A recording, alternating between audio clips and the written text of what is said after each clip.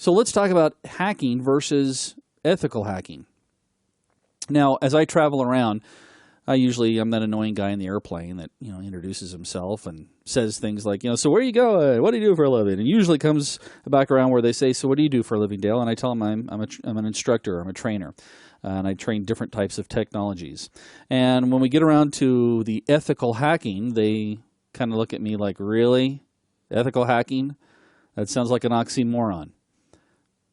And I kind of see that, but you have to understand or have a good definition of what hacking is. So let's talk about that for a second.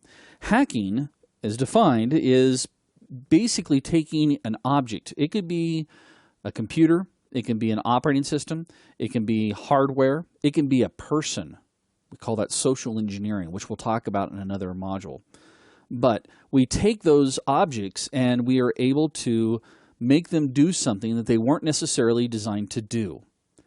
So to kind of give you an example, back in the day I had an Xbox and had a lot of games, and I got really tired of having to deal with different CDs all the time. So I went, and this was a pretty in-depth hack, I had to actually purchase this special chip, and I had to solder it into my Xbox. And then I had to download some software. And what it did for me is it allowed me to put in a bigger size hard drive. I think I put like a 500 gig in. And then I was able to rip my game CDs and store them on the hard drive and actually play them from the hard drive. It actually launched a different OS than the Xbox OS. And I still kind of do the same thing today. Whenever I buy an Android phone or any type of Android tablet, I'm a big Android guy, the first thing I do is I go through and root it, so that I can actually use the hardware to my advantage. Now, I would consider that ethical hacking. Some people might have questioned that. I know a lot of manufacturers have tried to stop people from doing it. Recent court cases have come out and said, you know what?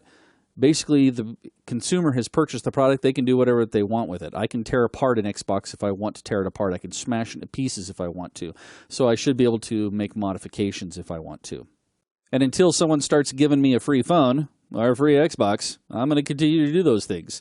But when it comes to the major difference between hacking and ethical hacking, you have to find out, first of all, if what you're doing in any way breaks any type of cyber laws or commits an internet crime. There are tons of laws out there, not just in the United States, but worldwide. Each country has its own cyber laws.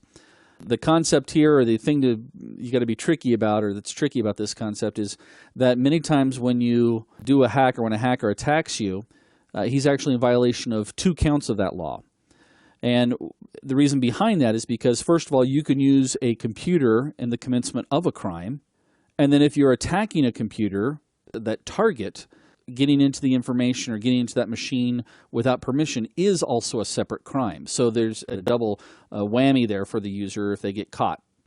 So you want to ask yourself, is the thing that I'm about to do, let's say that you learn something really fun and interesting during these modules, you learn how to go through and do an SQL injection.